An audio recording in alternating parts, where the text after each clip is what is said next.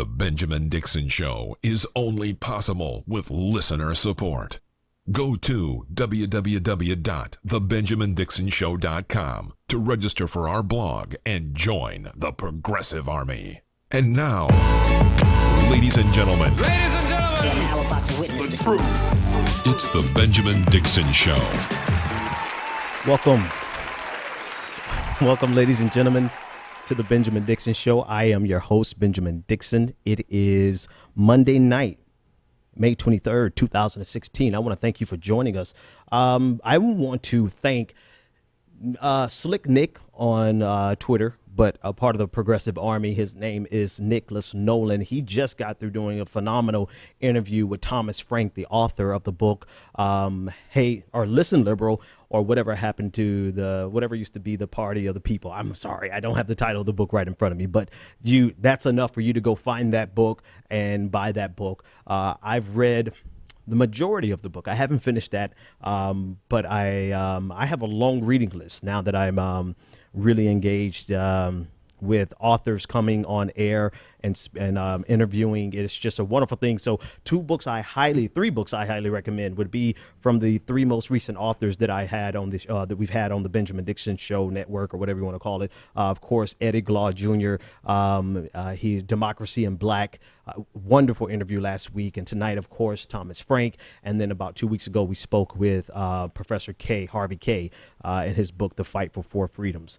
So I want to reach out to each of them and thank you for doing what you do and coming and being a part of the show. We greatly appreciate it. I'm going to tonight we've got a lot going on. I'm going to be speaking with Carl Beijer, and I'm just going to assume that's how you pronounce his name, because I am horrible with names, but I think that's the best I can do for right now. I'll be speaking to him along with Rania Khalek about just some things, right? Some things going on in progressive and liberal circles. So I'm going to be reaching out to Carl momentarily and having him come on in. And speaking about what happened with progressive friend Matt Bruenig.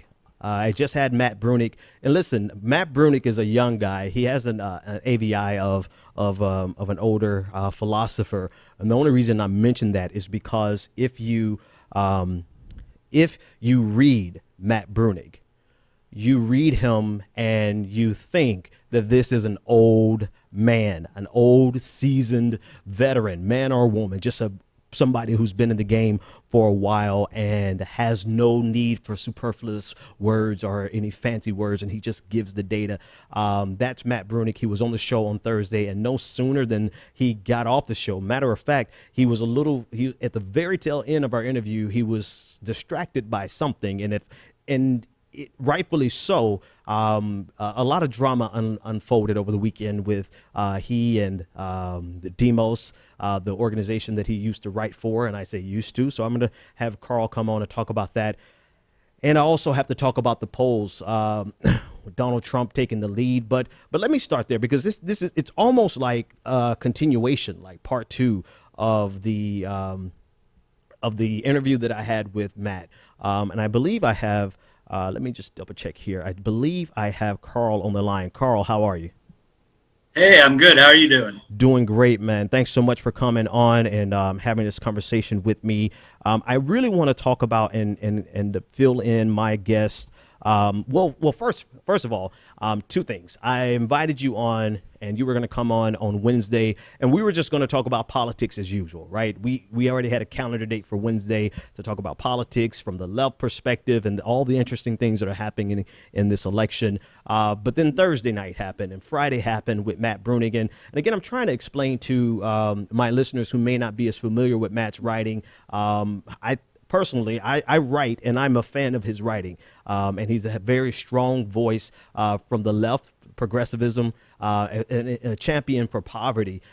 So we had no intention of talking tonight, but I want to thank you for coming on at the last second to discuss it, because you are a friend of his and you're also a writer. So just tell us a little bit about what happened, your relationship with Matt, and then we'll take it from there. And the second thing is, I have your Twitter AVI up of Allen Iverson, and I even included the quote at the bottom saying, "Friends, I am not Allen Iverson. This is just a picture of him." But if you want to find Carl on Twitter, this is Carl. So Carl, tell us a little bit about yourself, your relationship with Matt, and what's going on with all this foolishness.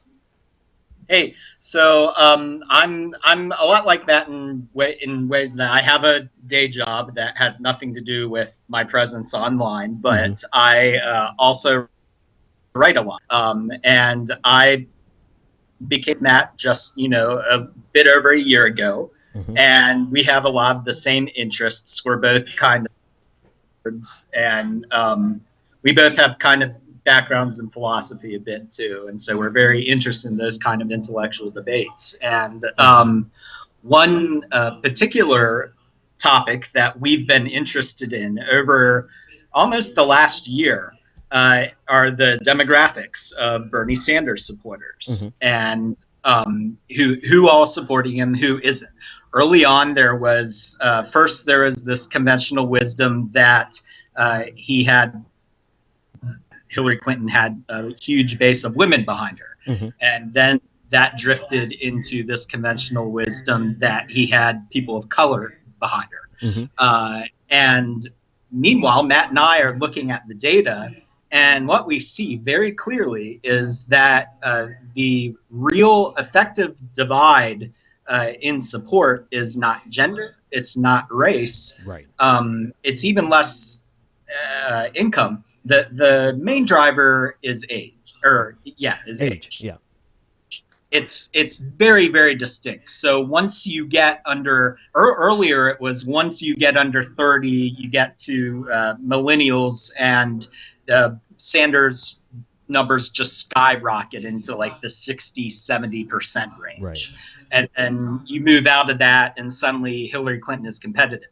Now that bracket has actually expanded over time. So now, depending on what numbers you look at, Sanders can be winning by big margins in, say, the 40 or under bracket. But the point remains, like, I can put it this way. This is the best way I can put it. If you had to ask a person one question about their identity to figure out who they support, you wouldn't ask them their race, you wouldn't ask them their gender, you would ask them their age, and that would give you the best chance of figuring it out. So Matt and I have been very persistently making since at least October. Anybody can look at our writings and our Twitter accounts and see us making this ad nauseum, but multiple pundits and Clinton surrogates do not want to acknowledge this, do not want to engage with this, for all kinds of reasons. And so the short of it is that the other night, Joan Walsh published another article where she glosses over this point and goes back to suggesting that the major divide is race, and she's gender. Talking about she's talking about white men. She makes some comment about how it's white men, and how we're ignoring all of the women who support Clinton and all of the people of color who support Clinton. Interesting point is this argument about people of color. Clinton surrogates often just use that to black voters, but if you're actually accounting for all people of color, it's actually a much, much tighter race. Let me jump in there real quick, Carl, because I want to. You're actually, we're leading up to what's okay. So two things, and it's probably going to end up being five things. I think what's going on with Matt is really the unfortunate but perfect microcosm of this entire election. Right. There's this ongoing argument that you just brilliantly laid out of what's the real divide between Sanders and Hillary Clinton. And Sanders, Clinton supporters have at great lengths spilled thousands of pages in ink over the narrative that Bernie Sanders has a problem with women and that Bernie Sanders has a problem with African Americans and minorities in general, even though they use African Americans as a proxy for all minorities. And what you and Matt have been doing at great lengths, and I've enjoyed your reading, is that you simply state the facts based on the data, and the data clearly suggests that the greatest indicator of who you're going to support in this election is not race, it's not gender, but it's your age. And this is exactly where Joan Walsh came in, flying in as the great black splainer in chief to all people that are white, and said that she refuses to basically bow down to people who ignore the will of people of color and women. And so she was trying to perpetuate that narrative. And Matt just very calmly, no big words, no fight, nothing. He just calmly replied to the tweet saying that's not true. It's really an indicator of the indicator is age, and all hell broke loose from there. Take it from there for me. Yeah, so this is, I do want to push back on one thing, though, because you said that she's the black splainer to all white people. And it's worth pointing out that she also black splains to black folks as well. She does this on a regular basis. Why'd you have to remind me? I'm trying to block that portion out. I actually have an entire segment of somebody who is trying to black splain away, of a white person black splaining away Cornel West racism. So you had to bring that up, Carl. But let's go back to Matt so I don't go off on a tangent. Go ahead. Absolutely. So what Matt did is he just rehearsed the exact same argument that he's been making for months on end. And if you actually look at the exchange, he's not, making personal attacks. He's not doing anything like that. That happens is Joan's immediate response is, "You're trolling." Basically, to quote tweet this. So she doesn't just say you're trolling, but she quote tweets this to her followers, which is generally among the people who talk about harassment understood to be an invitation to your followers to come and dogpile on this guy. And predictably, Tandon sees this and jumps in. Okay, hang on. You broke up right there. Let me say the name. Neera Tandon. Okay. She's the president of Center for American Progress. Okay, go for it. Correct. And she's also a former, and she's known as a close confidant to Clinton. Predictably, Joan Walsh do this, and so she just jumps in too. And again, it's worth noting that when she jumps in, she doesn't make any kind of substantive critique or contribution to this debate. She just says, glad to see this stuff doesn't just happen to me. Right. So this isn't helpful. This isn't a civil discourse. And by the general standards of harassment that we talk about, when someone's trying to have a conversation and then other people just start piling in and leaping in, that's the aggression start. Right. Generally, you say, okay, these people did something they shouldn't. At that point, Matt, because Matt's this rude young teen, he's much better at this kind of thing than they are. He hits them back. He hits them with the internet owns and gets a million faves, and people think it's very funny, except evidently for the people who got. And Let me jump right there, because I want to point out like the things that are important. This whole conversation to me and to people like you, or especially people like you, Matt, you guys go back, you guys work together. I'm pretty much, I met Matt this year in terms of the internet and his writing. But when you read his writing and you see the significant contribution he makes, this is a big deal, right? This is a big deal. And it was it's a petty internet Twitter feud that everyone who lives on Twitter for more than 30 minutes, you're going to get caught up in a feud and you're going to say some things. And Matt said he used the internet meme of what is it? Scumbag Steve. This is the thing. This is interesting because this is actually another place where this great age divide comes in. So if you look at how the pundits reacted to it, all of the younger ones got, like Gawker and all of them, get that he was referencing this meme called Scumbag Steve, which is of this guy who does sort of, selfish things. Right. And the point he was making there is that Neera Tanden accepted there earlier in her life and then made it more difficult for people like Matt's mother to get when she was older. Right.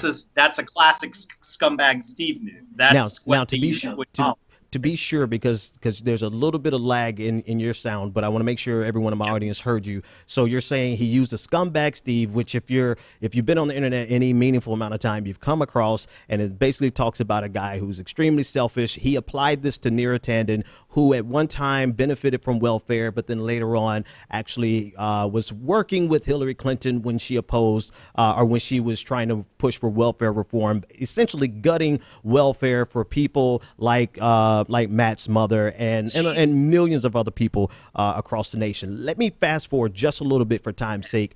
And we didn't put the horrible thing at the beginning. And we're bringing it here at the end. But the end of the day, Matt gets let go from demos.org, which is a policy, a think tank. He was able to write about poverty. He was, in my opinion, I've read a lot of their writers over there and journalists over there. They're all good, but Matt fomented to the top. He was one of their best writers, in my opinion, and their knee-jerk reaction was to not only criticize him and throw him under the bus online, but then the next day they let him go, or their relationship, however it ended, their relationship ended. All over a conversation between that really hinges on the big divide on the left, the divide between Hillary Clinton supporters just generally and Bernie Sanders supporters generally, but more specifically, there's a great age divide, and this is where it really is just blown out of the water. You can clearly see it, and he's a victim of it. Much celebration of a lot of people, who probably have all linked back to his work at one time or another, right? That's the amazing thing. Talk a little bit about the fallout and what's next for Matt. Well, yeah. So there's definitely been some pretty crass and embarrassing celebration and shade and fraud about what has happened to Matt. It's just really reprehensible. And you have people like Michelle Goldberg writing articles in Slate today insisting that he's not a victim. As far as I can tell, the argument here is that it's okay to loss, but just as long as you don't lose your job, which is kind of frightening prominent Clinton supporters to be out there publicly saying, for anybody who's concerned about their income and don't want to have to work multiple jobs to support a family. Right. But so, yeah, since then, you've had all that happen. You had the other evening, you had, this. So what Matt did was a fundraiser to ask people to help compensate for this income loss because they have a baby coming up in a couple of weeks. They structured their finances and planned it based on the assumption that he was going to have this job. Right. It's ridiculous to pretend like this wouldn't be some kind of financial hardship. Right. And amazingly, the outpouring. I was actually with Matt and Liz the evening that this came in, and just the outpouring of support and solidarity on the left. People just donating. Like a lot of them were just tiny little bits.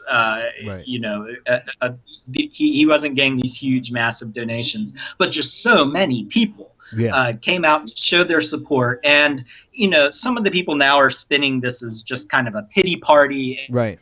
And of course, making this about Matt not really deserving it. But I really, especially if you look at the comments that people are making when they're donating, it's pretty clear that these people are making a statement. And they're saying, we aren't going to let these powerful people destroy one of our most prominent voices just because of, a part of it is a petty grudge.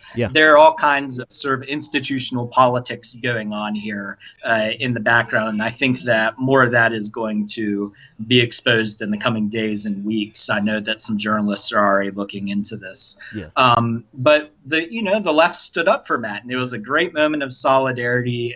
It made something good out of something that could have been really bad. Yeah, and that's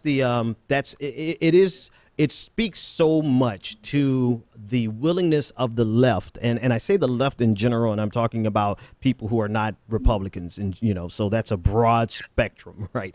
It speaks so much to people who are on the Democratic side of our American politics, their willingness to engage in the same type of behaviors that they complain about from the Republican Party, as well as eating their young. When they're young, don't obey and fall in line. Because the truth of the matter is, Matt, and again, I'm talking about him for anybody who's listening and you're wondering, like, why are we talking about this guy that you probably don't know? One, he was on my show Thursday night, right? The last time I was on air, he was on air, and we had a brilliant conversation about poverty, about race, intersectionality, and in this election. And then as soon as the show was over, he was knee deep in this situation. So that's why I'm talking about it, on top of the fact that he is a brilliant writer. I want to write like him when I get a chance to not work my daytime job and actually be able to write full time. But to hear that the Democrats and people in power, establishment players, however you want to categorize them, are willing to sacrifice their young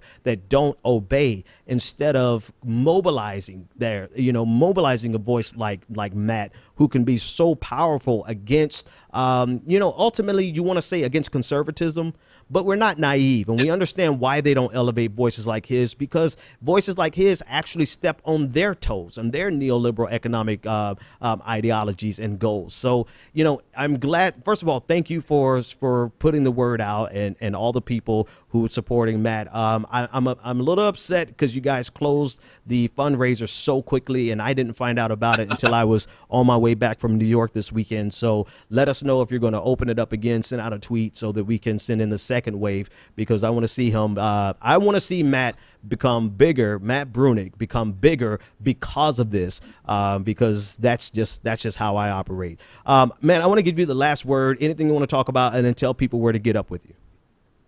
Well, I guess one more point I would just like to make about this this whole discourse around the election has talked about, the harassment of Clinton supporters for various reasons. What we're seeing here is that a lot of the Sanders supporters, especially, there aren't that many of us in. I mean, it says something that you have to talk to a guy like me who doesn't have a, recurring at one of these major outlets just to get a perspective like mine. It says something that, we're the ones who are putting our jobs at risk and things like that, most certainly. Most of the Sanders supporters I know right now, their conversations are about, am I going to be able to say this? Am I going to be able to make this argument? Are they going to call my boss? There's a reason why I don't use my face in this interview, and why I write under a pen name. And it's because these guys, we already had one guy try to get me fired over this week for defending Matt, and I've had that happen a lot. So this is, we talk about online harassment on one hand, but the amazing amount of real life political and economic pressure that Sanders' young supporters are under, while these incredibly wealthy, powerful, influential people like Joan Walsh and Neera Tanden are, basically saying whatever they want on the internet without repercussions. That to us has been the big dynamic. Anyway, I guess the last point I would make, I'm Carl Beijer. You can find my stuff at carlbeijer.com. That's CarlBeier.com. And I'm also on Twitter. You retweet me all the time, so I'm sure that your readers will see me around on there. Yeah, man, I massacred your last name. I said Carl Beijer. Everybody does that. Everybody does that. They're Swedish name, so it's no problem at all. Not a problem. Listen, I want to ask you one more thing. So, this is for me. This is for me because I'm one of those guys who has a totally different life outside of this, because I've got to provide a certain lifestyle for my family. So you and Matt, you guys are working full-time jobs in the day, and then wherever and whenever you can, you go out and you write these amazing pieces on not just on Bernie Sanders, but on the data in general, fighting against poverty. So you guys are really, working the day and running the revolution at night. Yeah, we're basically just nerds, and we'll go home. Like there are times that I'll be hanging out with Matt and Liz, and we'll just be sitting there with computers and messing with spreadsheets and stuff like that. So we a lot of times we just don't have a life, and this is fun for us. Like we like sort of looking into this stuff and then writing about it. So that's our thing. Well, you know what? Thanks. You encouraged me. So the fact that I just got off work about 2-3 hours ago and came here, that just puts it in perspective. I'm not the only one out here grinding and hustling like that. So, hey, man, Carl Beijer, thanks so much for coming on. Now, listen, next time we talk, we're going to talk about something just about some policy, about some politics, and hopefully we won't have any more negative things to discuss. Absolutely. Thanks a lot. It's great talking to you. Hey, my pleasure. You have a good evening.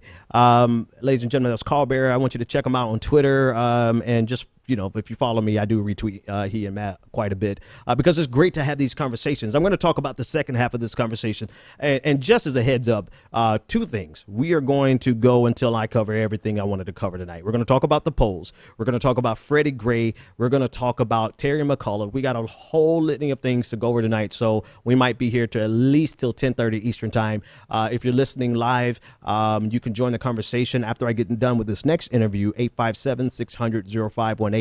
Next, I'm going to be talking to Rania Khalek. She is also, they try to label in a negative way. They try to call it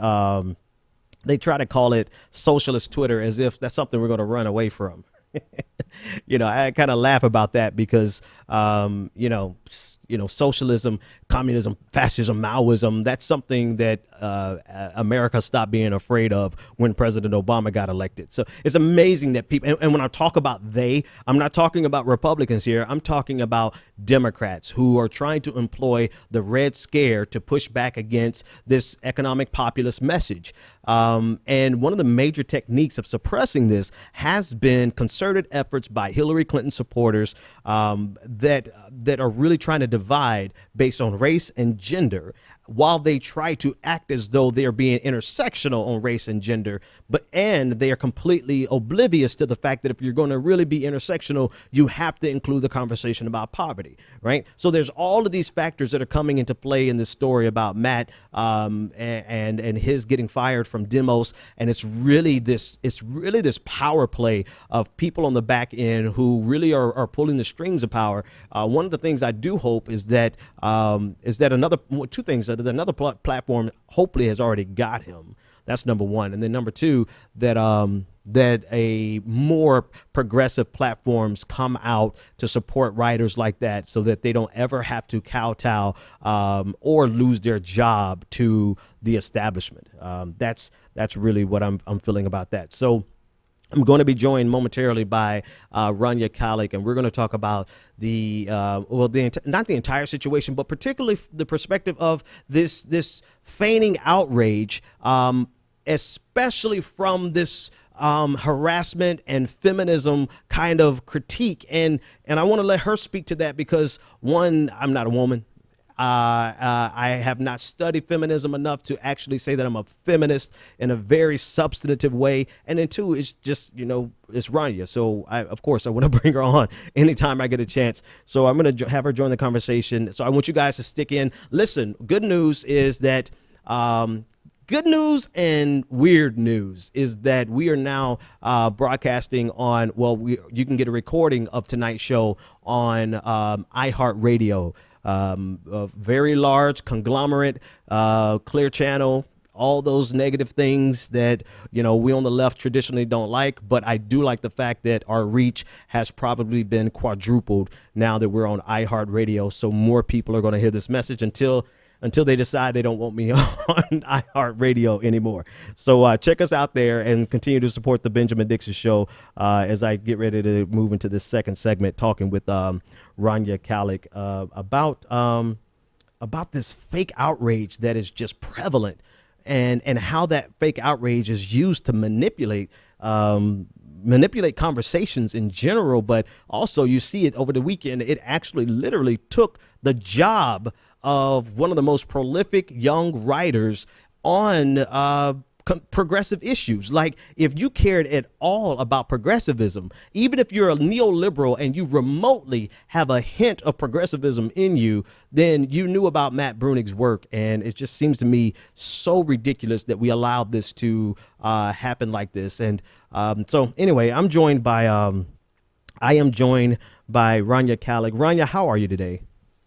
I'm good. How are you doing? I'm doing great. Listen, thanks so much for joining me at the last second. I wanted to pull in as many voices as I could to discuss this from different angles, because, again, I think it's very important for people to realize that what happened over the weekend really gives you an insight into the great divide that is in the quote unquote Democratic Party, or I would say anyone who is absolutely not a Republican, because that's such a broad spectrum these days. But listen, I wanted to come to you specifically because you bring a great voice in terms of a feminist critique of not only just this situation, but of Hillary Clinton and this false dichotomy of either you are are with Hillary Clinton or you're not a feminist. So I want to just throw it to you really quickly and tell me your perspective on what's been going on and how you tie this into the race in general. Well, I mean, what's been going on is that there's a trend that's been taking place. It's been mostly isolated to social media, but a trend that's been taking place where people claim that disagreeing with them on places like Twitter and Facebook is the equivalent of harassment. And that's been ongoing for a couple of years now. And it's something that I've been very, very critical of since it's been a big issue.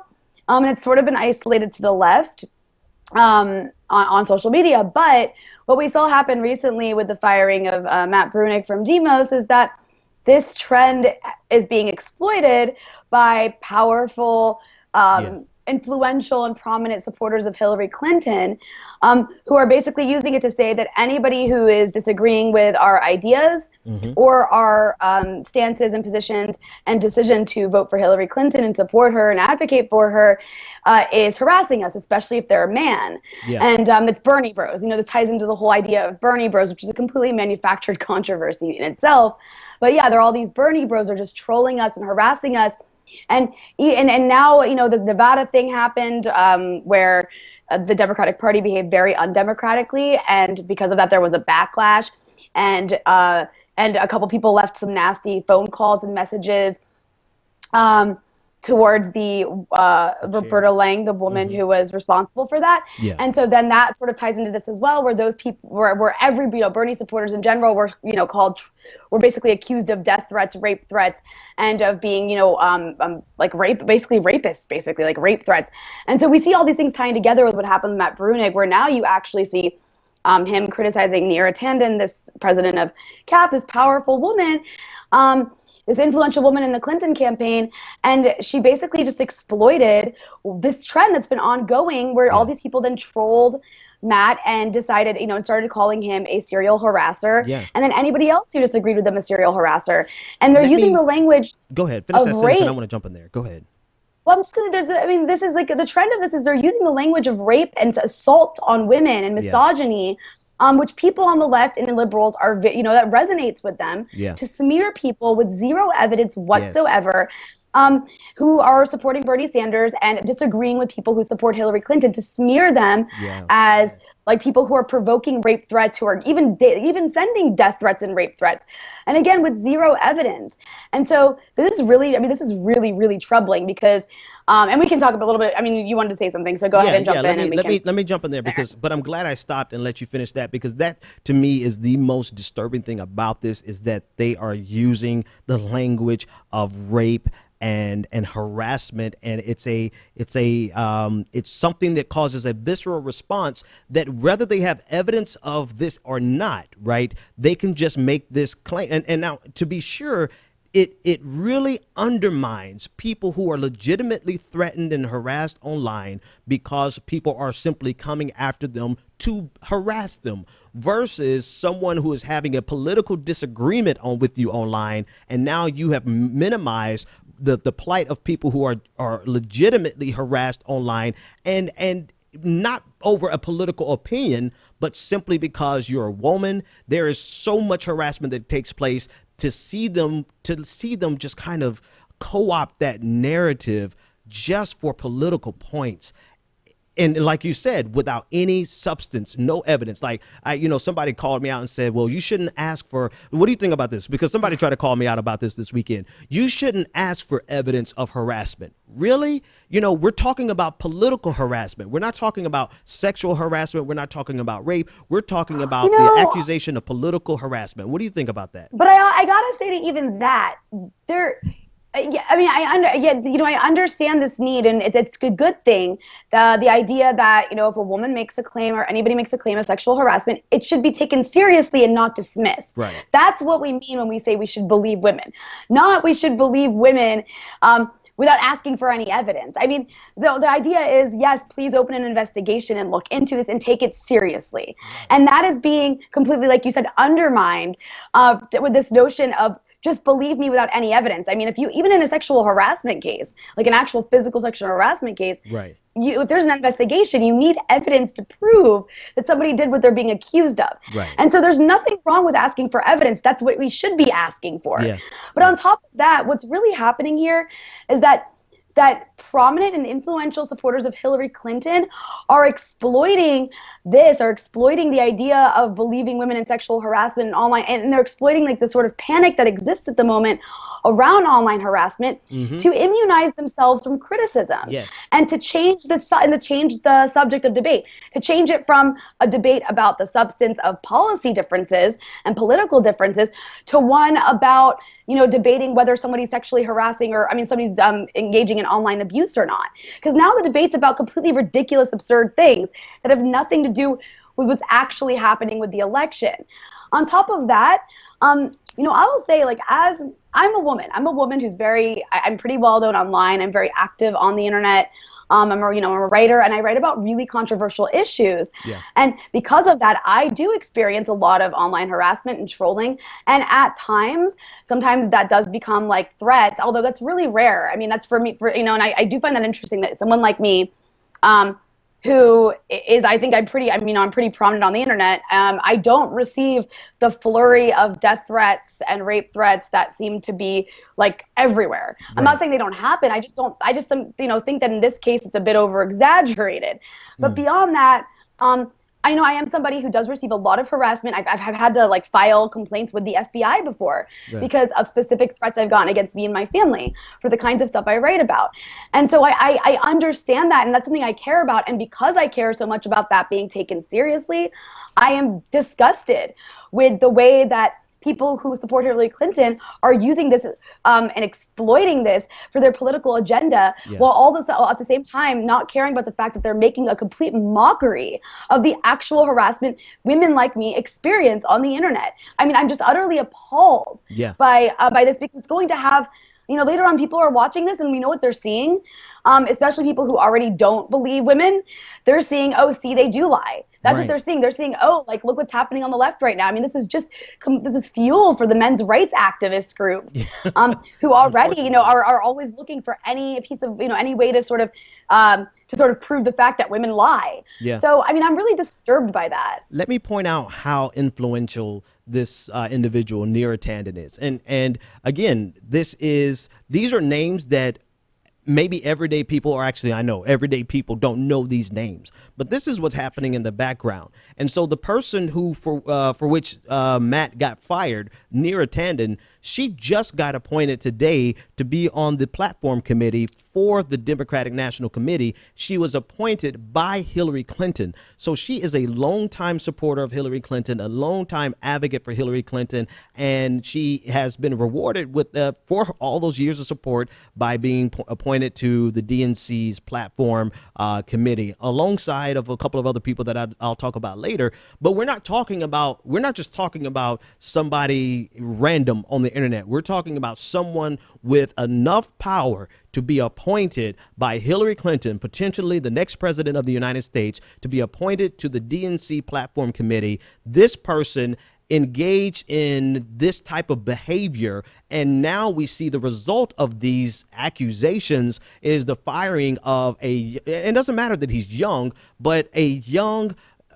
prolific writer who is extremely measured if you want to get something hyperbolic, come see me, right? But if you want to get something that's straight about the data and succinct and really with very little pizzazz, there is, and I guess maybe that's not the right word because his writing does have pizzazz because of how it's prose. But Matt, that's Matt. He's very measured, very accurate, very data driven, and you have this extremely powerful individual who has stood behind Hillary Clinton on Capitol Hill when she's made speeches, who is running one of the largest think tanks for the left leaning side of American politics, and now she's been appointed by Hillary Clinton to this position on the DNC platform chair. We're not talking about somebody random. We're talking about a power play that did not like, Joan Walsh and the rest of them. The one thing I noticed about all of them across the board, Joy-Ann Reid, to your boy over at the Washington Post, Jonathan Capehart, none of them can handle one iota of critique without them believing they are being harassed or attacked by trolls. And I can't fathom for the life of me how they imagine they're going to stand up against somebody like Trump when they don't even have enough backbone to listen to a reasoned critique by somebody like Matt. Because this is completely it's BS. Maybe they've deluded themselves into thinking they're actually being trolled, but this is behavior you engage in when you don't have an argument. Yeah. When you don't have an argument to the kinds of factual based, evidence data driven arguments that somebody like Matt puts forward. Yeah. That's all you've got. All you've got is to say I'm being harassed. Yeah. Because that changes the narrative to that instead of the actual debate at hand, and then you don't have to answer those things. Mm-hmm. It's being used again to immunize these people from critique and from having to actually defend their positions. And you're absolutely right. This is not something you're going to see in the general election because it's not something that can work against Donald Trump and his supporters. Right. The thing is that liberals, this does resonate with liberals. They're exploiting something and manipulating language that will convince maybe at least a slice of some progressives that this is a problem. I've seen it happening. People are believing that this is like seriously a thing where women, Neera Tanden, this influential woman, is being harassed by people who disagree with her. Yeah. But Donald Trump supporters, not so much. It's not going to work. These are people who aren't going to care. Right. But beyond that, it's just this is something that I'm seeing happening. In the UK is kind of where it started with the Labour Party over there. There's an insurgent candidate named Jeremy Corbyn, who's oftentimes been compared to Bernie Sanders. Yeah. And after he was elected to head the Labour Party, which is like the equivalent of our Democratic Party, and he's like a progressive, there was a huge counter movement from the right wing of the Labour Party against him, and part of that had to do with calling his supporters abusers of women online. In one case, all these Labour MPs who were women who voted to bomb Syria received angry messages from Labour members about their vote for bombing Syria. And then these women who voted to bomb Syria turned around and said, I'm being harassed and receiving threatening messages after I voted to bomb Syria. It's ludicrous. Yeah. And this is, I think, what we're going to see going forward is we're going to see these elite, powerful, influential women like Hillary Clinton, like Neera Tanden, who's probably going to be her chief of staff or something along those lines in her administration, making insane, ludicrous claims to try and get out of being criticized for doing atrocious things that actually do abuse women, like bombing other countries and supporting death squads in Honduras that kill women like Berta Cáceres.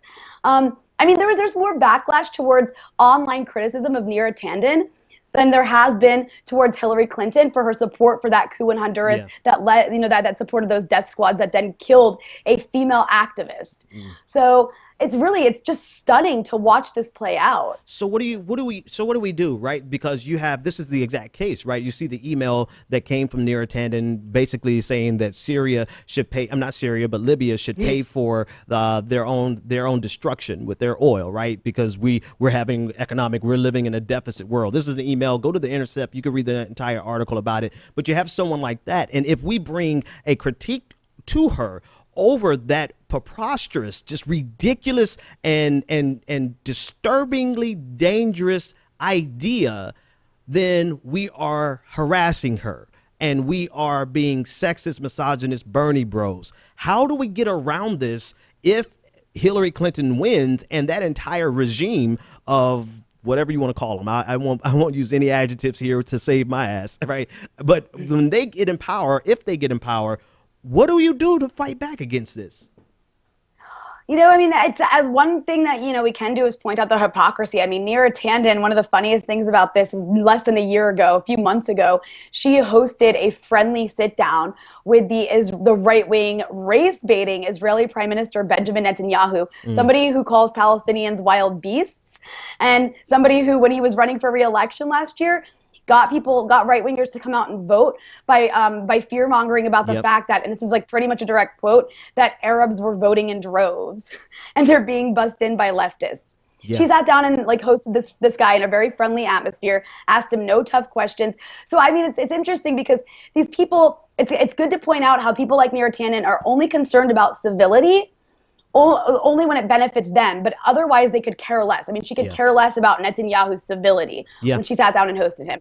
The other thing is that we need to break through, we need to break down and really disprove and debunk this idea that it's men, it's predominantly men who are bringing these criticisms. There's a reason that they went after Matt Bruenig and not someone like me, who speaks the same exact way. If even, like you mentioned, like I speak harsher towards these people than even Matt Bruenig does, but I'm a woman. Right. So I sort of, the very fact that I'm engaging in this stuff, acknowledging my existence as a Bernie supporter and as somebody who's debating your argument, debunks the idea that it's all just these misogynist men.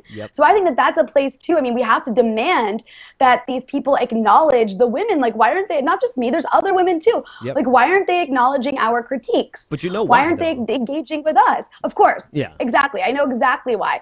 But I mean, these are the kinds of questions that we need to ask and put out there, because that it really just, in a very easy, simple way helps debunk what's taking place here. I mean, just this weekend, I was on a panel.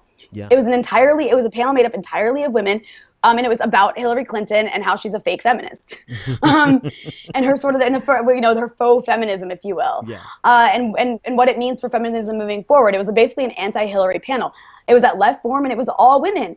And it's the video of that's going to be out soon, and hopefully people will get a chance to watch that, because I think that that's like one way. I mean, people just need to see more visibility of women engaging in these debates. That's what you need to ask these people. Why are you ignoring? And same with, I saw you ask this weekend. With Joan Walsh wrote this article saying, all Bernie Sanders movement is led by white people. Right. And that he's ignoring people of color by staying in the race because they all support Hillary Clinton. And you noted, hey, like, what about me? And you listed other people of color who are very supportive of Bernie Sanders. And that right there is something that no one will engage with you about. Right. They completely ignore that conversation. If you ask that, they completely ignore it, because it will require them actually acknowledging the fallacy in their entire argument. But go ahead. I'm sorry. Well, no, I mean, and I think it's also important to recognize that, like, we're like really insidery, right? Like, we watch these things play out because it's part of our job. But the vast majority of people, even people that maybe have been somewhat involved in campaigning for either one of the candidates, aren't necessarily watching what's playing out on Twitter and seeing this. So what's taking place right now is more to send a message to other people who are who have like loud voices, or who have big voices on this issue, other people who are prominent online and social media, in the media, to send a message that your livelihood could be at risk if you come after Clinton supporters. That's what this is about. So I don't think anybody's seeing this happening. At least maybe not a significant enough number of people are seeing this happening and deciding I don't support Bernie Sanders anymore. Right. I don't think that's taking place. This is more about the sort of how the politics are going to play out amongst people like us, who are involved in this on a day-to-day basis. And think about that, though. Like, think of the ramifications of that. This is no small thing, and I want to reiterate this.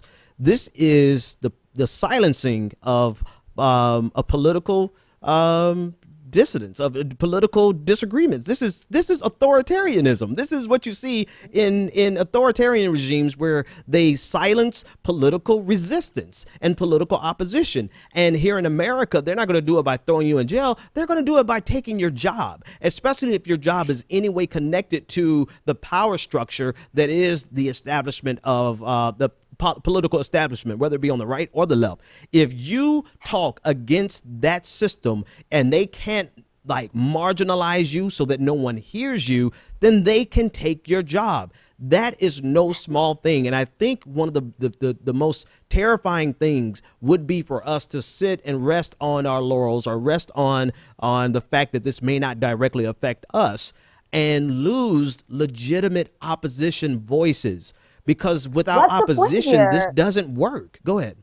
Well, that's the purpose of this too. The purpose of everything we've been seeing with this obsession with the Nevada, like trying to smear Bernie Sanders supporters as violent during the Nevada convention, to what's happening with Matt Bruenig. This is the Democratic Party, which is a corporatist party that's very anti-left at its core because of the people who run it, like the Clintons, especially when the Clintons are in charge. They're a very anti-left party, and they're sending a message to the left base that we don't want you.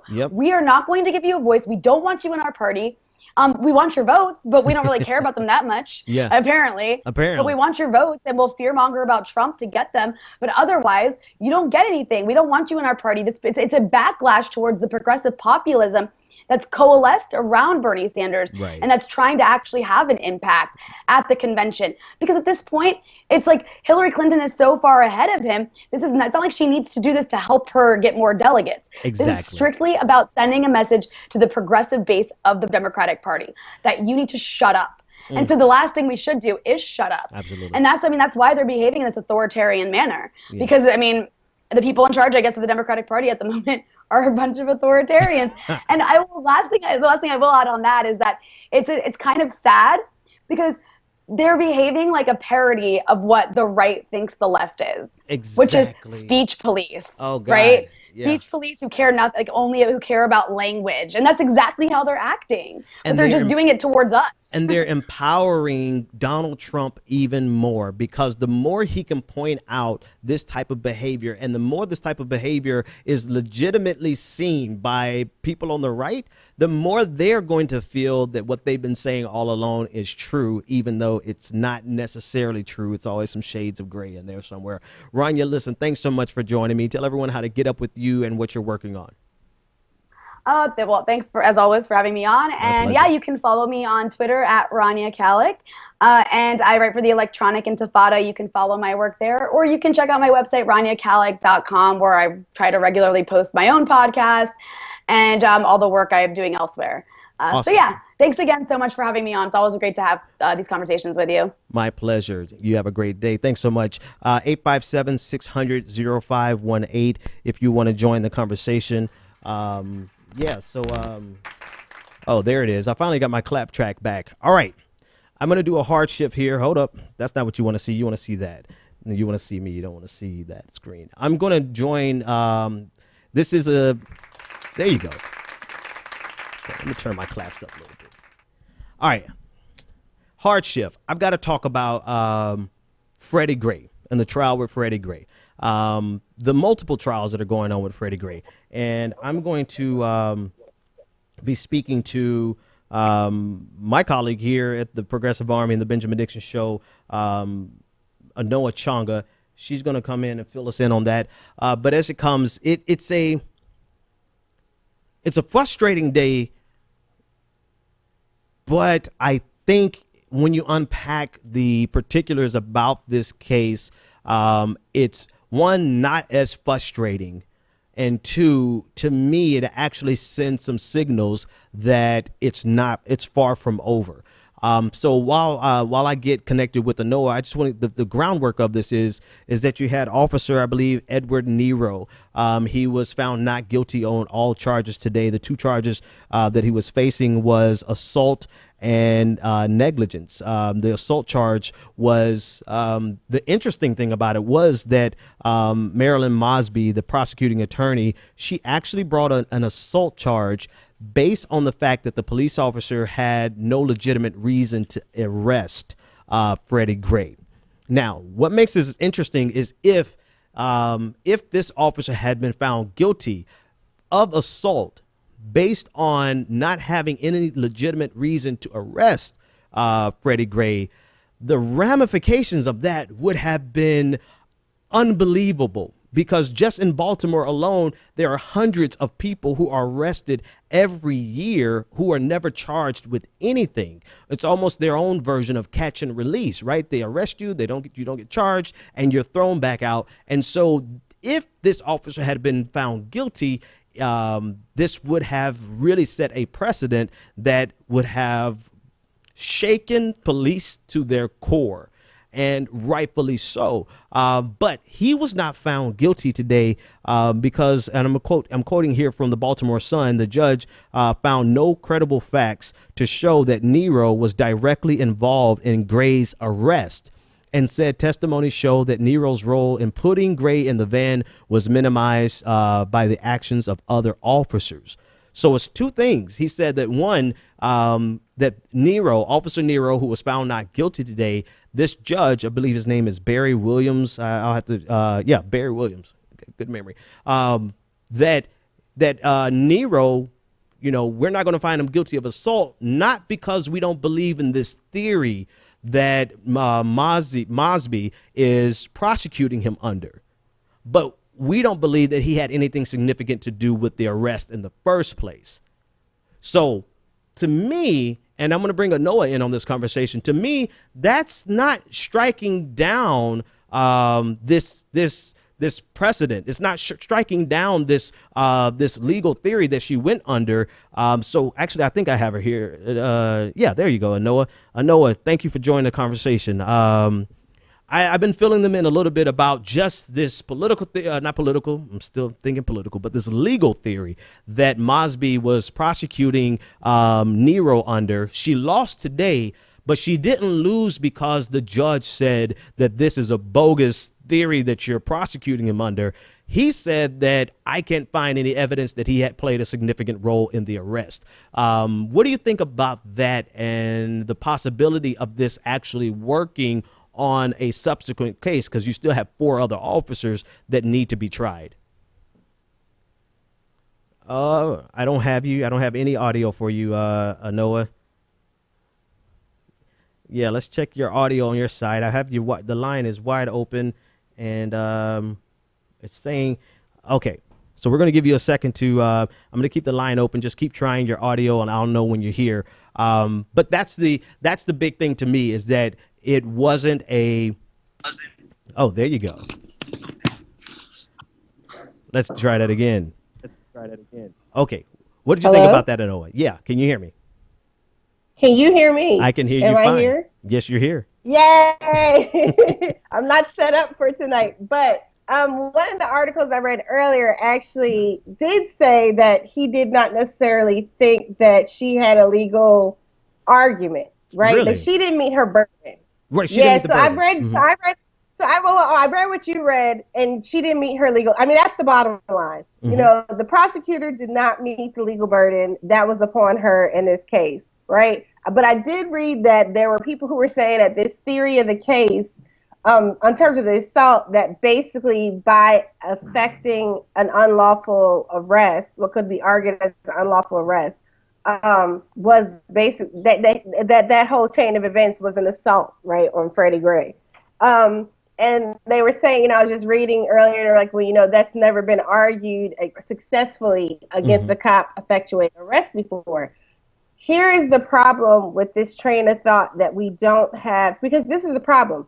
We don't really have very clear guidelines in, our current jurisprudence, our current legal system for prosecutors who prosecute cases like this, right? When there's not a clear, specific cause of action involved, because I know everybody's upset. And yes, what the officers did clearly led to the death of, Freddie Gray.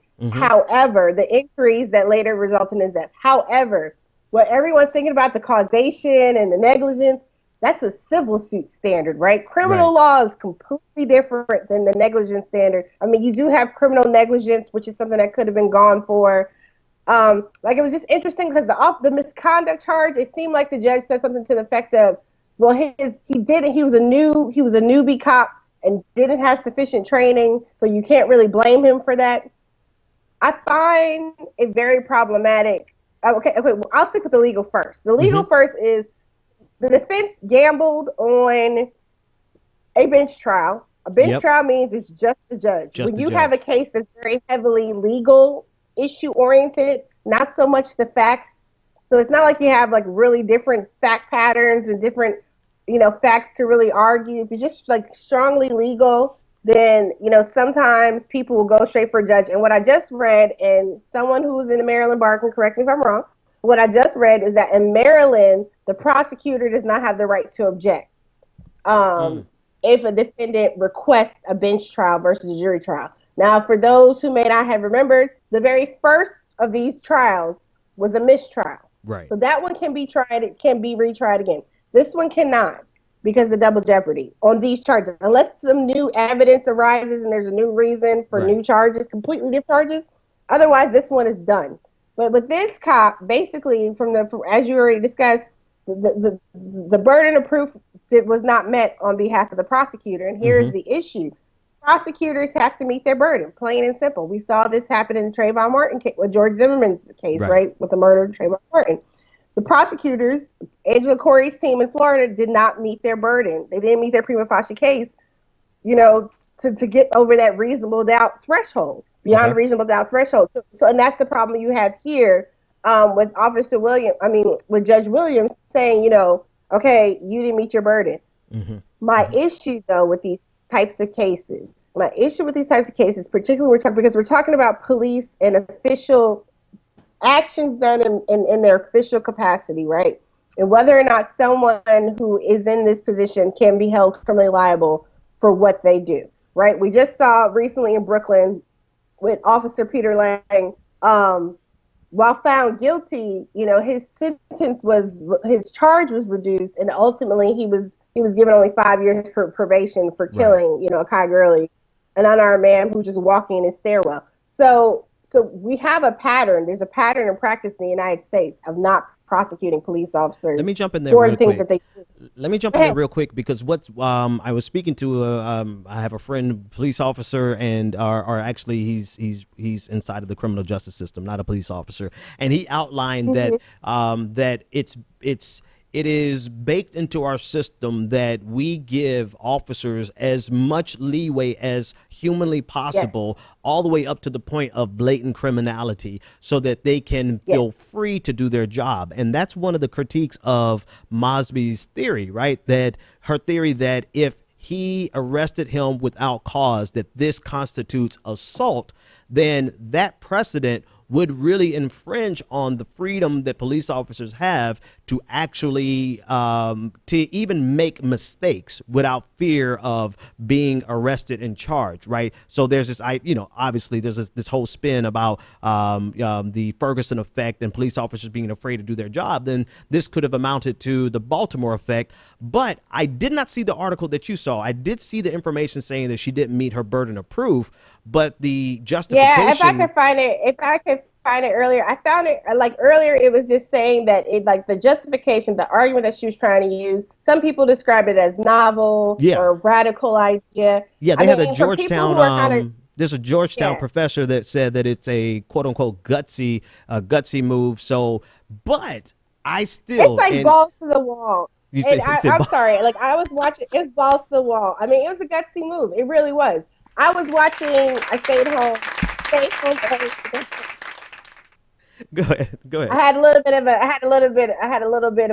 trouble breathing. I got asthma, so I had a little trouble breathing earlier. So I stayed home today. So I was watching The View. I never ever watched The View. It's it's mind numbing. But there's a woman on there. I'm assuming she must be their legal analyst. But she was talking, and what she was saying was that she really felt that part of the problem with these first two trials ending the way they have been is that, Mosby did not take enough time to actually formulate what the charges were going to be and how to go about executing these cases effectively to actually get a charge, and was reacting to the emotionalism and trying to help, calm the city after, Baltimore had an uprising essentially after this all happened. Yeah. And I think that there's probably some truth to that, right? Because you do want to show that you're responding to people's needs and concerns.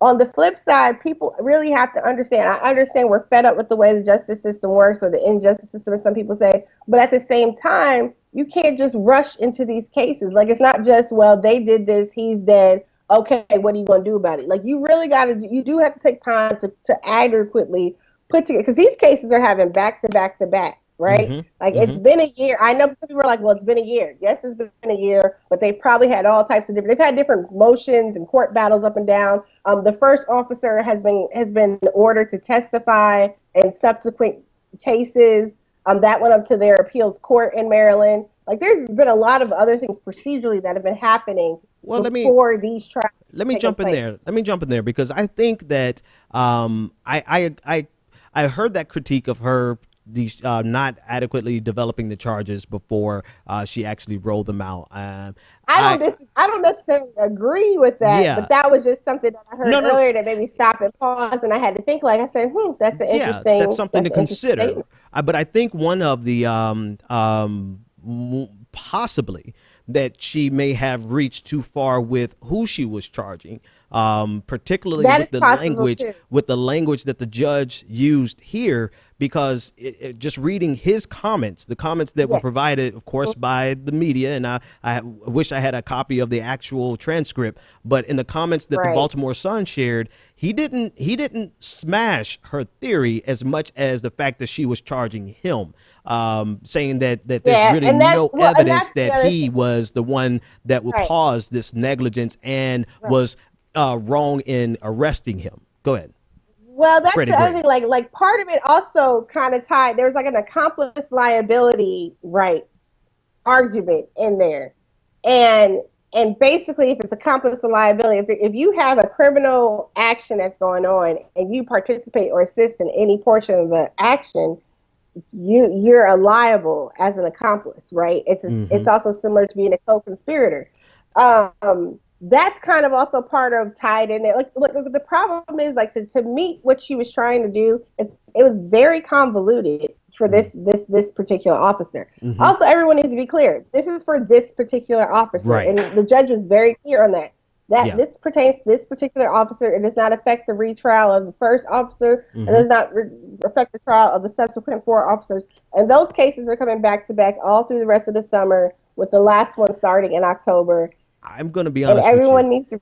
I think she's going to win on these charges with some of these officers. I don't think this was the one. I have to look and see what the charges are for all, because they all don't have the same exact charges either. They have different charges. The charges vary. Right, so all the way up to like manslaughter and yeah. And I think it's different when you're talking about the people who actually So the person who actually didn't buckle in, right? Yes. The person who actually did the rough ride. I mean, you have a different, but with this guy, I do. So I'll get to like part of my pet peeve is with these cases, we really don't have enough teeth in existing American law. And your friend is absolutely correct.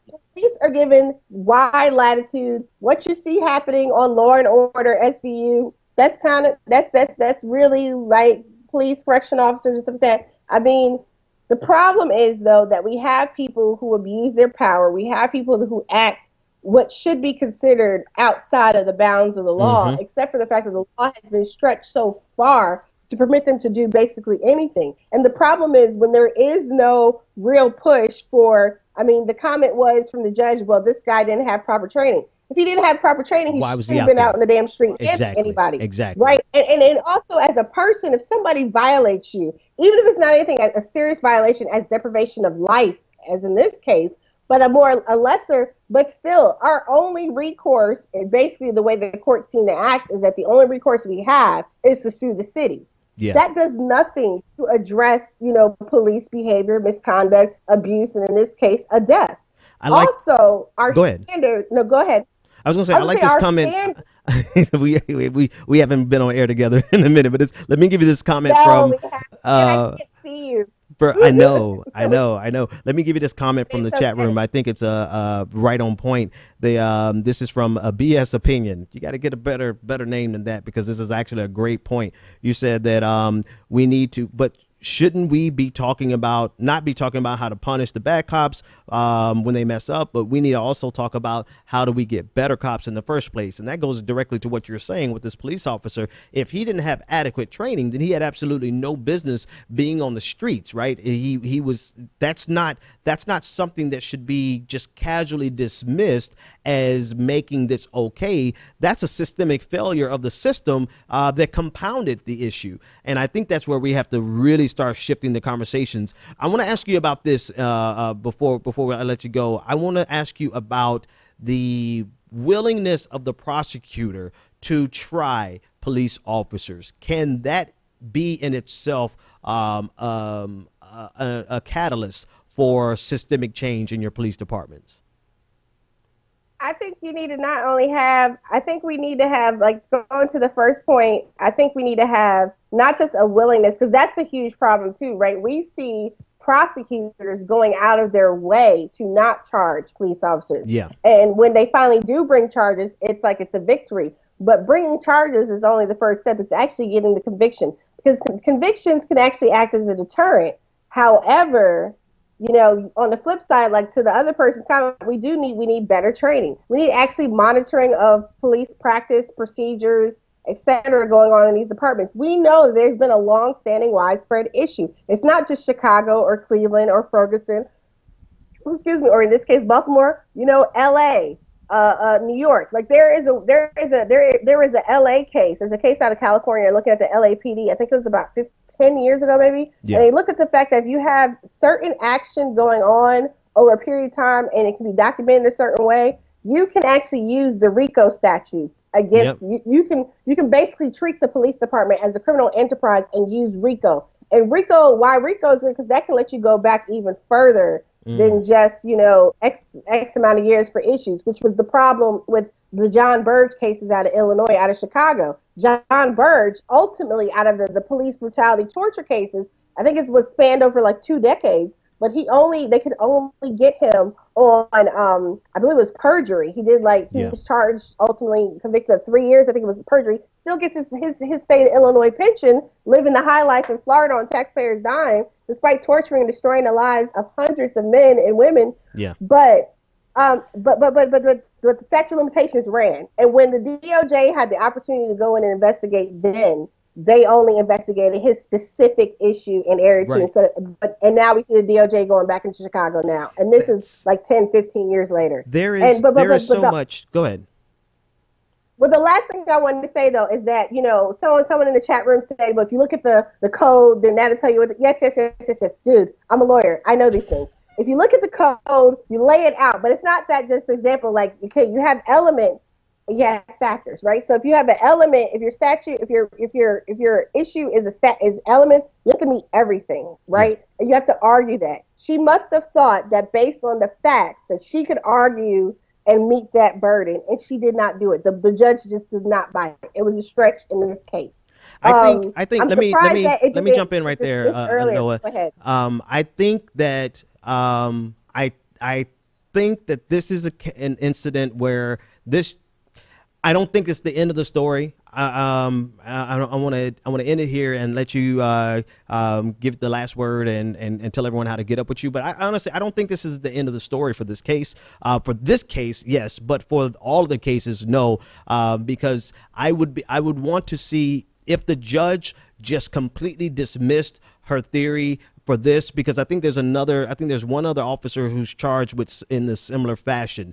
I think that she might have some success with the second officer who's charged in a similar fashion. But in general, you know, just based on the merits of the case that we are given, right? This particular officer did not. Well, it's clear the judge said that she did not meet the burden of proof to convict him. And it does leave a bad taste in your mouth, because it's just consistent with everything else that we experience as people who are trying to fight for justice. You see time after time after time a police officer getting off or not even getting charged. So this is just 2 out of 4, 2 out of 6. There's 4 other cases that we have to go to see Marilyn Mosby's approach. And we'll see if the first one gets retried or not. Good point. Like I said, the first one was a mistrial. But the issue too is that we have this way of looking at police cases. Like you said earlier, police tend to get a pass unless there's something extraordinarily egregious, as in the Holtzclaw trial with the police officer who raped several women out in Oklahoma. Mm-hmm. Unless we have something like egregious like that, and that was extremely egregious and heinous, and it took so much before anyone And it actually, with that case, it's not like the police department found out about it and they fired him right away. They still needed pressure to even fire him, right? Yeah. Because the blue code of silence, the wall, like Yeah. police They do don't things, snitch. and a lot of police, right? A lot of police, they behave fine, whatever the case may be. But there are a lot of things that happen out there that is not okay, and we don't have either prosecutors do not feel comfortable or do not feel supported enough to be able to bring these charges. That is why actually seeing the community step up.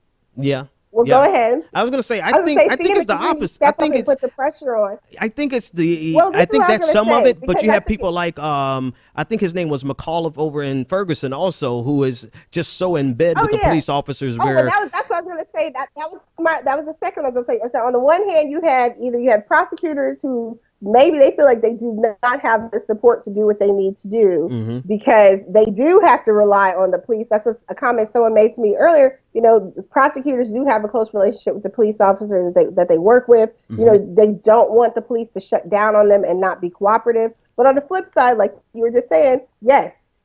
On the flip side, those are my friends. Why am I going to go after my friends? Because they're just doing what they got to do, and they help me make my cases. All but the the more last reason, thing I was going to say all the is more that- reason to Noah for all the more reason for them to get a special prosecutor in cases like this, because there's inherent tension if you're going to have an adversarial trial, which you're supposed to have as an adversarial trial between the prosecutor and the defense, right? So it's going to create enough tension and animosity in the city of Baltimore that Mosby's probably going to feel it for the rest of her term as the prosecutor, right? But then you also have the opposite situation where they're best friends, and they won't have any reason to actually carry out the adversarial nature of our our judicial system. She's going to feel it on multiple fronts. Oh, from the people, from the mayor's office, from the police department. She's going to feel it on multiple fronts. I'm pretty sure her and her team will go to the drawing board and be like, okay, these are the charges. This is what happened.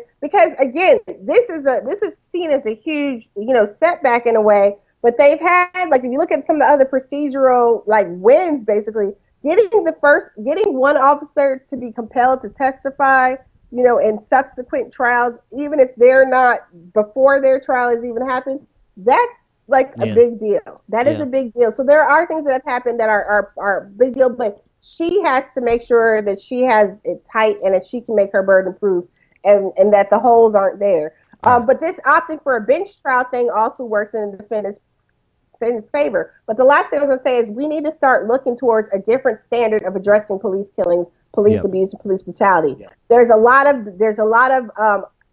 academic, there are a lot of pieces out there. There's a lot, and if we look to international human rights law, UN standards of how to handle police misconduct issues, we need to get out of this, because the way we have use of force here in America, there's too much. Yeah. There's way too much leverage, leeway given. Yeah, that's the word I'm looking for. And when families only, at this point, basically, what people are saying is like your only recourse is to sue, and then people. I gotta cut it. No, we're out of time. I gotta cut it. It's okay. It's okay. All right, tell everybody. Y'all know where to find me. I don't need to tell y'all know where to find me. I'm on Twitter, Miss Nono ESQ. Find her on Twitter, and we'll figure this conversation. You got the whole night tomorrow night to just unpack it as much as you want to. But listen, thanks so much for coming on at the last second. I do appreciate it. All right. All right, good night. All right, take care. 857-600-0518. You can join the conversation. Listen, I told you I'm going until I cover everything tonight, mainly because there's so many things happening in the news. I want to talk about, let me circle back and talk about the polls. Unfortunately, I did the thing again where I didn't upload the image for the polls, but I have the polls right in front of me. This is actually the biggest news out of the weekend, just for the nation, right? The overall nation. Everything else we've talked about up to this point is really big for particular groups and segments and demographics.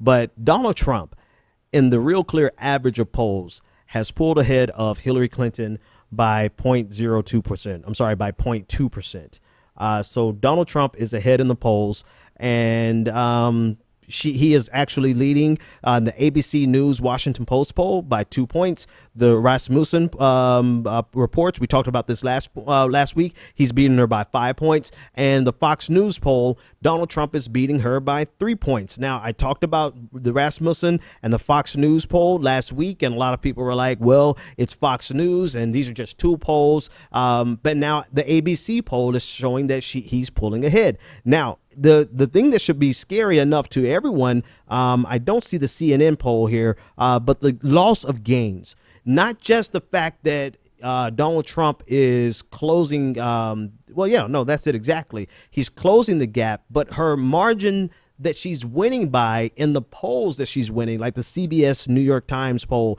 and the NBC Wall Street Journal poll, she's winning by a smaller margin. In other words, Donald Trump is he's gaining on her, closing the gap. And if you look at the graphic, you see that they're headed in opposite directions.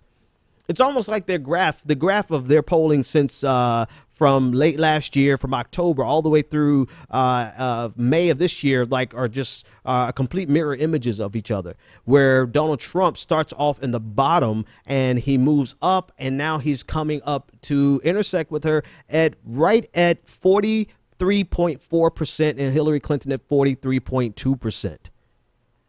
I said all that to say, I don't think the DNC really fathoms how much listen, and this is, let me take off the entire argument about people not liking Hillary Clinton.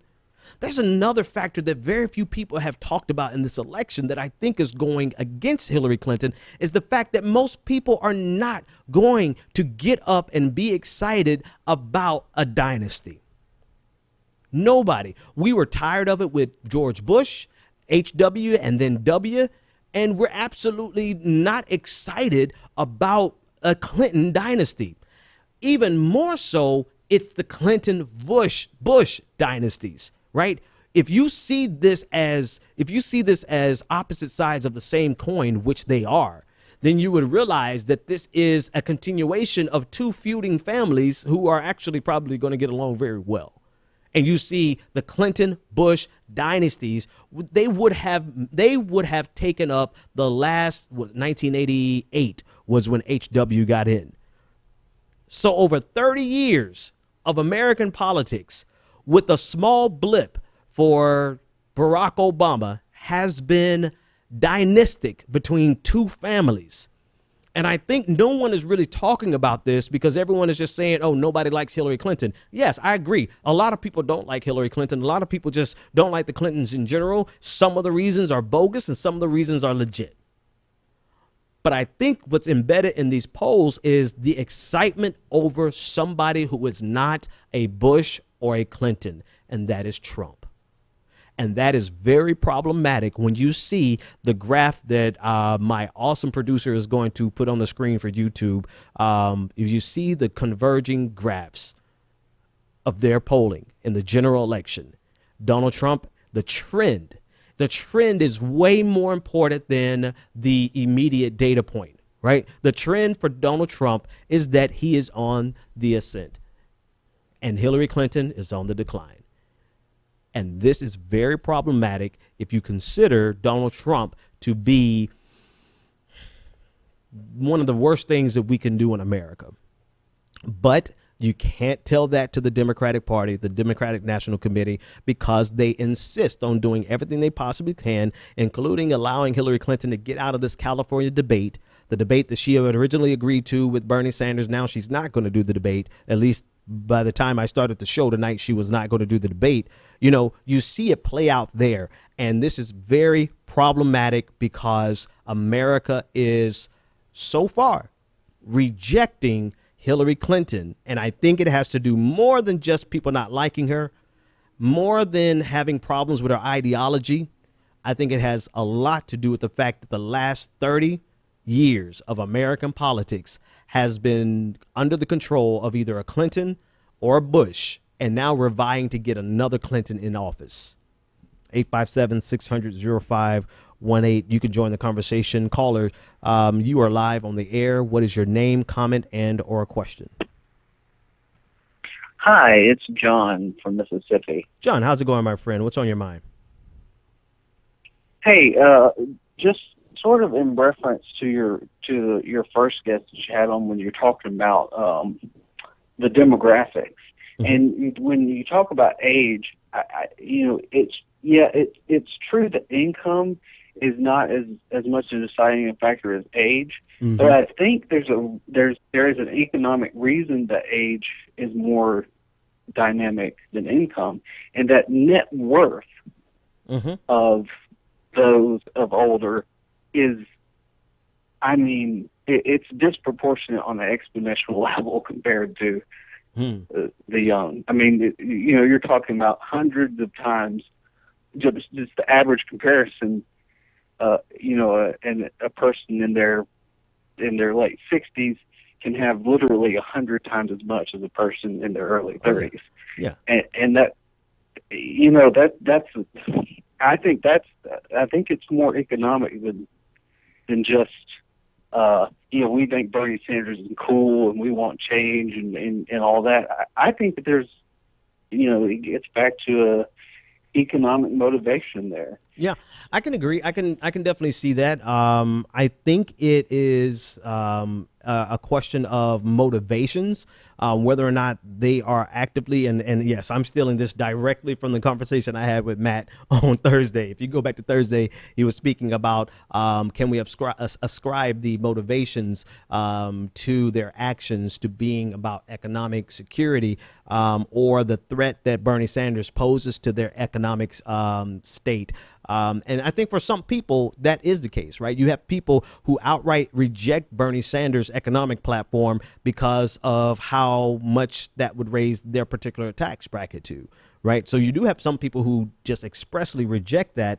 But then I would want to see exactly how many people expressly reject that because of for economic reasons. I think you also have just their commitment, their longtime Democratic commitment to the Clintons. And when I put it in that context, right, you have the Clintons have been on the scene since 1990.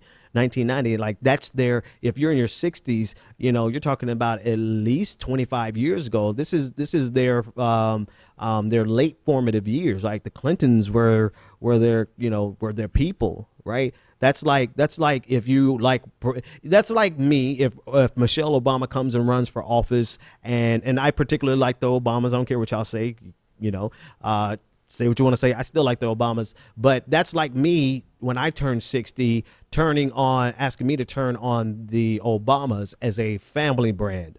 So I think it plays economically. I think emotionally they connect. I think you have some older women who feel like this is their last best hope to get a female president, the first woman president. And they have all kinds of reasons. But the great divide, based on the data, is based on, and of course, there's going to be a correlation between wealth, like you said, between people who are 60 and people who are in their late teens or early 20s. Of course, there's going to be a correlation there as well.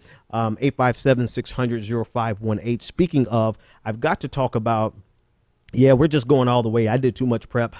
I did too much prep tonight not to finish all the conversations that I have in my head right now. But I want to talk about Cornel West, particularly in the context of him being appointed to the DNC party plank platform committee, whatever you want to call it.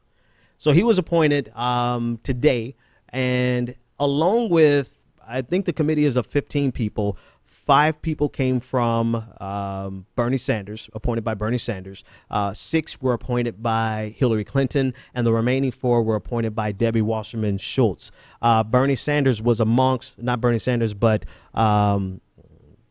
Cornel West was among the selection for Bernie Sanders. Bernie Sanders also appointed Keith Ellison, James Zogby, Bill McKibben, McKibben. I'm sorry, I wrote really bad, and a Native American activist, Deborah Parker. So these are the 5 people that Bernie Sanders appointed. Hillary Clinton appointed Neera Tanden. That's the president of the Center for American Progress. That's who we were talking about tonight in getting into the conflict with Matt Bruenig. She was appointed. Luis Gutierrez, Carol Browner, Elisa Reese, Paul Booth, and Wendy Sherman. Debbie Wasserman Schultz appointed Howard Berman, Barbara Lee, a representative from California, Bonnie Schaefer, and Elijah Cummins, also a representative. He is the chairman of this committee. This is the committee that's charged with creating the plank, and updating the 2016 Democratic Party plank. Some people, Elijah Cummings, for one, has already stated that he believes that the undue influence by Bernie Sanders appointees is quote unquote unusual. Right. So you're having some pushback already on the fact that Bernie Sanders has 5 appointees to this this platform committee. Some people are casting this as being a way that the Democratic Party is trying to bring unity. But, I think we might be too far gone for unity. But, fine. Get Cornel West on there, and let's see the kind of battles that actually happen. But I want to talk about this also because of the visceral backlash of Hillary Clinton supporters and Barack Obama supporters in general against Cornel West. Now, to be sure, and on your screen is going to be a picture of President Obama and Cornel West back in 2008 when Cornel West endorsed President Obama.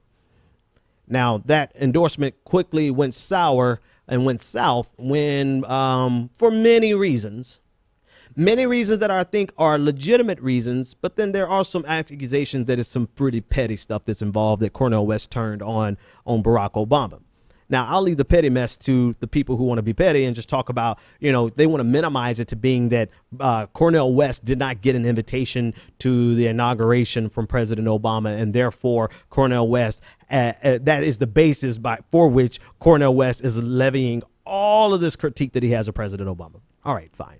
If you want to be petty and you think, maybe that's how you act. But, if you listen to the critique of Cornel West, of President Obama, you would realize that no matter how cantankerous and how bad his approach is, which I've criticized Cornel West on how he speaks to President Obama. Me personally, I don't like the way he speaks of and to President Obama, but that doesn't cloud my judgment from being able to listen to his criticism.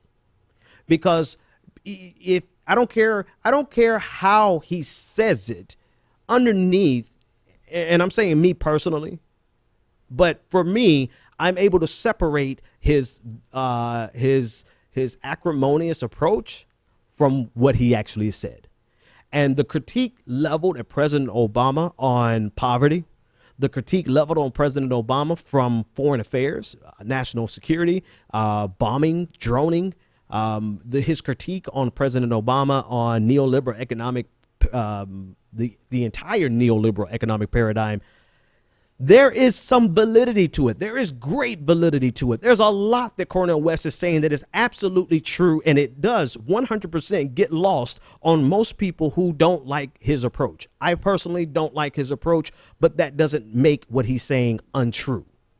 And I think that's something that is very difficult for people who want to be intentionally obtuse. Right? If you want to just completely ignore what somebody is saying, then you will dwell on how they said it instead of what they said and the substance of what they said. Now, granted, I'm going to say this again. Cornel West actually makes it very easy to ignore what he said because of how he said it. However, if you have enough thinking digits to be able to think beyond your initial visceral response and you actually analyze his critique, then what Cornel West has been saying about President Obama has been unfortunately true. Just ask the people who have been droned to death in the Middle East. But most people, never mind, I'm gonna leave that alone.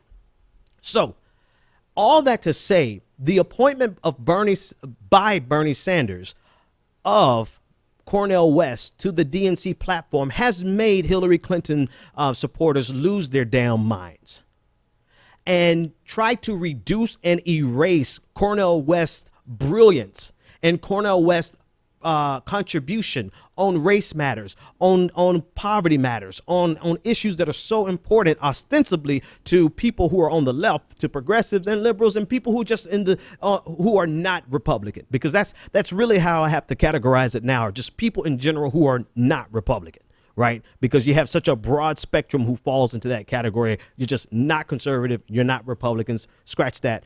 Some of y'all are conservative. You're just not Republicans. But you have people who are trying to completely erase Cornel West because he dare said something against the great and powerful Barack Obama, who I sincerely respect and admire. Don't agree with all his politics. Don't agree with a lot of things he does, but I still respect and admire. And so I just, for the life of me, am absolutely tired of this overly simplistic view of if you say anything, if you level any type of critique, measured or not, if you level a critique measured like Matt Bruenig did of Joan Walsh, or you level a critique that is not measured like Cornel West did of President Obama, measured or not, you are instantly labeled as the enemy. And the question is, at what point do we stop vilifying people just because they disagree with us and we start analyzing and look at what they're saying? Because the bottom line is, once you do that and you oversimplify things and you make someone the enemy just because they disagree with you, the bottom line is you have no commitment whatsoever to truth. You only have commitment to your own personal gain and your own personal agenda. You have absolutely no concern over the substance of the conversation because you don't even want to have the damn conversation. And this is exactly the case with people who are mad at Cornel West. Yes, his response, his critique, it was not measured. Who the hell cares? Tell me the last time you actually criticized someone without occasionally going too far. But you got all these people who think they're brilliant, but they're intentionally dense, right? They're purposefully dense for the purposes of continuing what they want, their agenda, to their political gain and to their political expediency. You have people who are intentionally dense trying to marginalize somebody like Cornel West when what West has stood for consistently, longer than a lot of people have been living, has been fighting for equality, justice, economic justice, racial justice, political justice. And because he dared lay criticism at President Obama, you got people trying to explain and dismiss him. Cornel West can speak for himself, but what I'm speaking to is this propensity in Democratic circles, in people who are not Republicans, to actually behave like Rania Khalek just said, with the type of behavior that we are caricatured with by the Republican Party. If you cannot handle dissent, if you cannot handle being criticized, you have no place in power. You have no place in politics, and you need to take your little sensitive ass somewhere and sit down, because we have serious issues to tend to, and we have serious conversations that we need to have, major debates, legitimate debates where we are going to get upset. We're going to say things that you don't like. We're going to disagree vehemently. And if you want to play the victim just because I criticize and critique your policies, your positions, then you're not qualified to be in politics. Bye-bye, go home, see you later, and go play at the kids' table, because grown-ups have to have some conversations that every now and then will get heated. Every now and then we will step on each other's toes. And if you're so busy crying victim and playing the victim, then how the hell can we address the issues? Well, that's the answer to the question right there, Ben. The reality is they don't want to address the underlying issues, and they are intentionally playing this game to keep us from ever having the conversations about what President Obama has failed on, about how Democrats are using identity politics to divide us, and from ever having us to have a conversation on economic populism, but we can have a conversation about identity all day long, right? Let's talk about identity till we are blue in the face. That's perfectly fine, so long as we don't talk about economic populism. And the problem is, by the time most people are hip to that game, it's already too late and the election is over. So you have master spinners. You have masterful people who do this for a living. Like Malcolm X said, they are professional liars, and they specialize in the art of half-truths. They know exactly, Joan Walsh knows exactly what the entire hell she's doing. She knows very damn well that this election is divided based on age, far more than it's divided based on race or gender, but she can never talk about that. One, because it gives her nothing to speak about for which she can be hired and come on television, right? So there's a direct economic connection to this, right? Let's not be foolish, right? She will have nothing to write about. She won't have her easy muse. She would have to actually do some research and write something journalistic versus just writing these ridiculous puff pieces, regurgitating the same bullshit that she's been regurgitating since 2008 for Hillary Clinton. But God forbid she actually digs into the data and looks at the fact that this is not about race, this is not about gender, as much as it is about a great divide in the age of the division between millennials and Generation Xers and the boomers. But never mind that. She doesn't want to talk about that because that takes away her muse. And then she's had to find another way to get on TV and talk about something else. Same with Joy Reid. Same with Capehart. Same with the rest of these people who are on television to keep us divided, talking about these issues that are, unfortunately, they are important. We do need to talk about identity. We do need to talk about race. We do need to talk about LGBTQ rights. We do need to talk about harassment from women. But the reality of it is that we are allowing them to stop the conversation from ever going somewhere substantive to address the underlying issue, because they benefit from the underlying issue. They benefit from this neoliberal economic paradigm. That's who's writing their checks. That's who's paying them corporate. They benefit from this corporatocracy. It's getting late. Whatever the hell. They benefit from it. Their checks come directly from corporations. Corporations that are buying advertisements on their networks and buying advertisements in their blogs. And their online websites. You know, not only corporations, but also the Democratic Party. They benefit from this plutocracy. They benefit from this two-party system that is broken, because they get billions of dollars in election year money. So I said all that to say it is indicative. And you see, it's a overall theme that is hitting on every single level, from the conversation about Cornel West and President Obama, all the way down to the conversation about Matt Bruenig and Joan Walsh and Neera Tanden. It is all about people who benefit from the economic status quo, using identity politics, feigning outrage, and being intentionally dense, pretending as though they don't understand how to have a more nuanced conversation, because they don't want to have the more nuanced conversation about the real substantive issues. They just want to pretend as though they're all victims. And at the end of the day, that keeps us from ever talking about the underlying economic problems, that if you were really concerned about intersectionality, then your intersectionality would also include poverty. But they erase away poverty, conversations on poverty, and they erase it with the meritocracy. That the people who are at the top, they worked hard enough to get to the top, and the people at the bottom, they just didn't work hard enough. All right, this is the last thing on the night, then I'm gone. And then maybe, actually, I have somebody on hold. Let me be fair to them. Caller, you're live on the air. What's your name, comment, and or question? Caller, you're live on the air. Hey, Bryce, what's going on, man? What's on your mind? Oh, man. Well, I do agree with what you said about Cornel West and how the critiques are. And, it's just, just amazing. It's just like, the purpose to feed the quote or the status quo, the establishment, and then what they're doing is to have Trump be president because everybody's upset, everybody's mad. Yep. We were supposed to get progressive 8 years, we didn't get it fully, and so everybody's upset. They're railroading Bernie, trying to protect Hillary, but it's not working, and it's going against them, and they're so blind they can't even see it.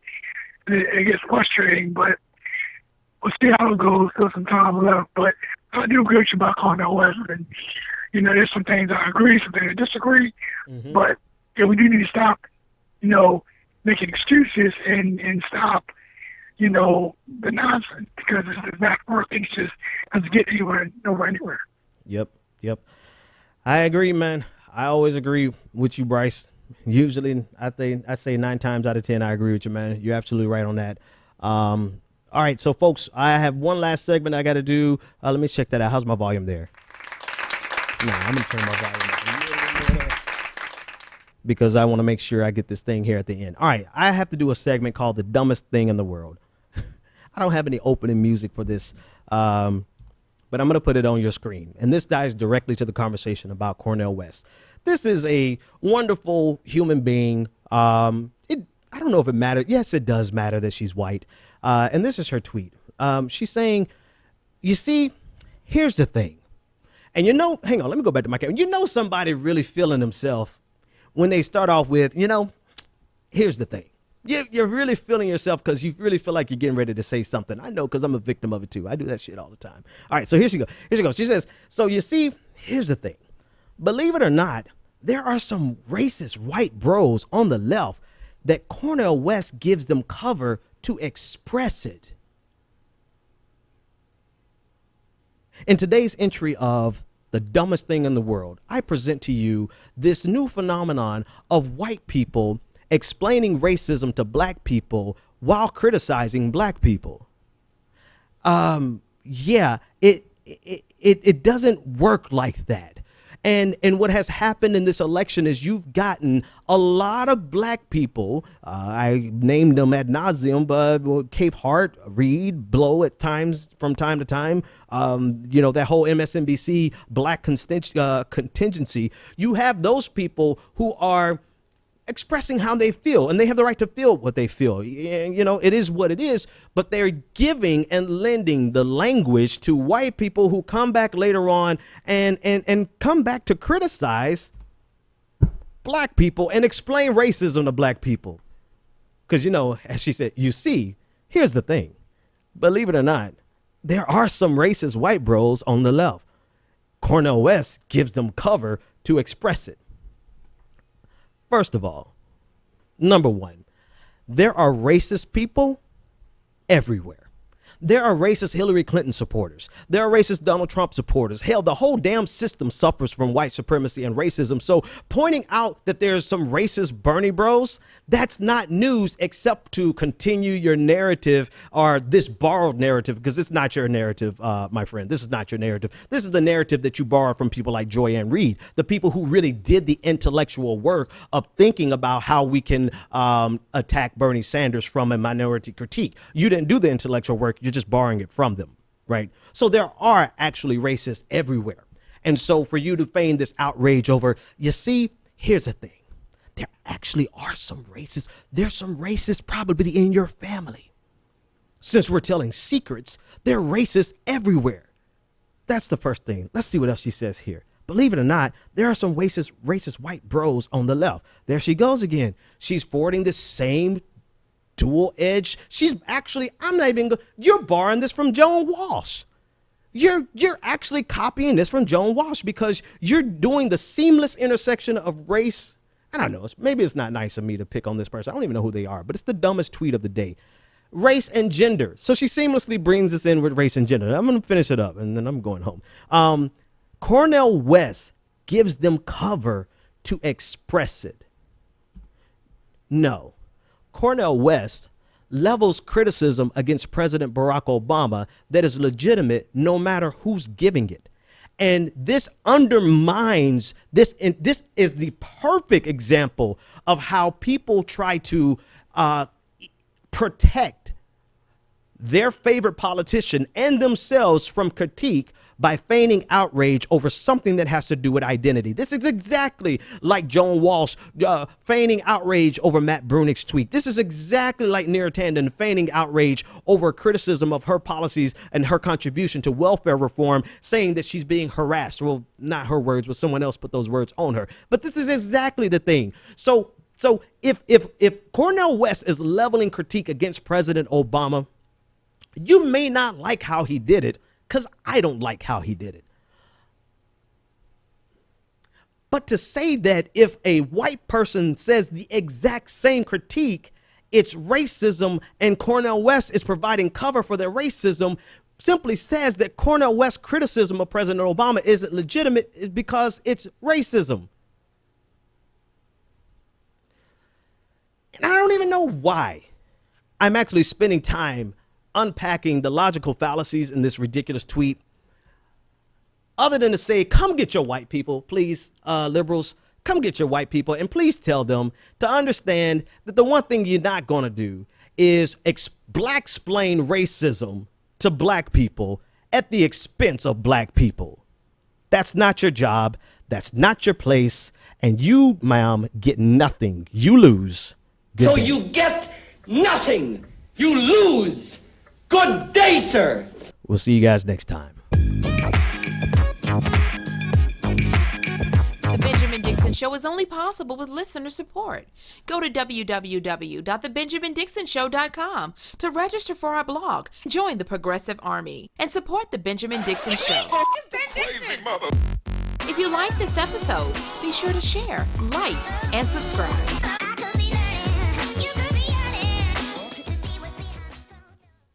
Consider becoming a Patreon. Go to www.patreon.com/The BPD Show and support The Benjamin Dixon Show.